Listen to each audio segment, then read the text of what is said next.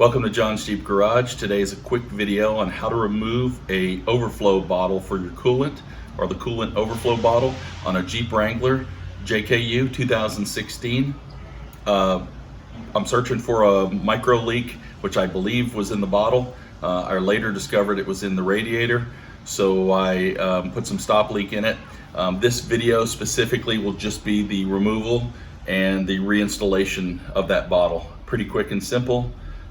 Thank you for visiting. So basically, just want to show you how to remove this water bottle. It's pretty simple. You're going to have the bottle here. You have this overflow hose that goes to the radiator cap. And the only thing you really need to remove is this tab that's right here. I'm going to show you real easy with one of these tabs, just so you can see how to do it.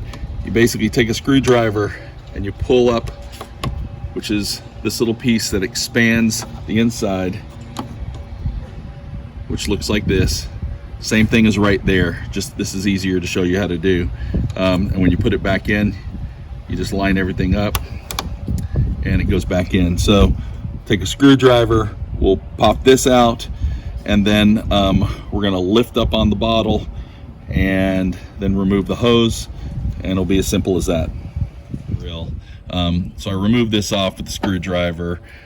I just basically popped that up and then pulled it out.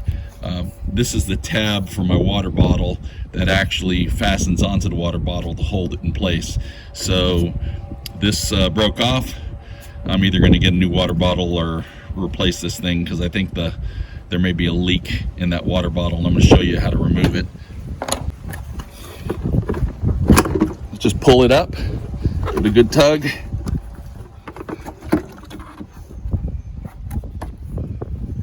Remember, when you take your water bottle out, make sure you remove the hose from the holders on the air intake, and then from the engine coolant cap, or the radiator cap.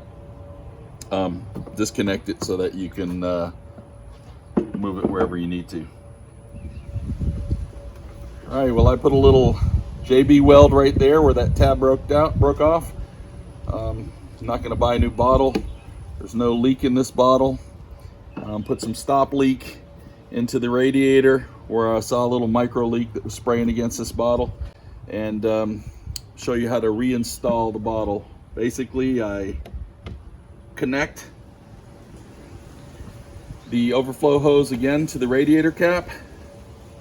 Attach it to the, actually I'm gonna put the bottle in first. That way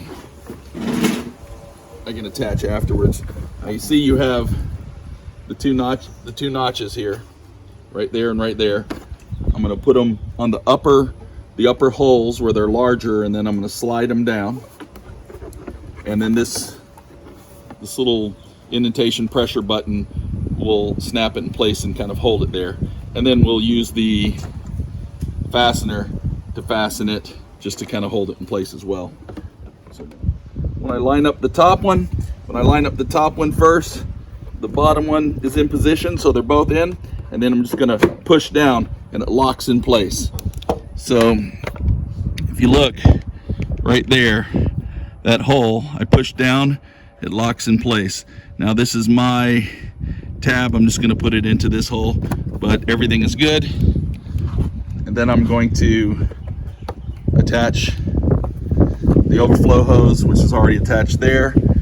And that's how easy it is to remove your coolant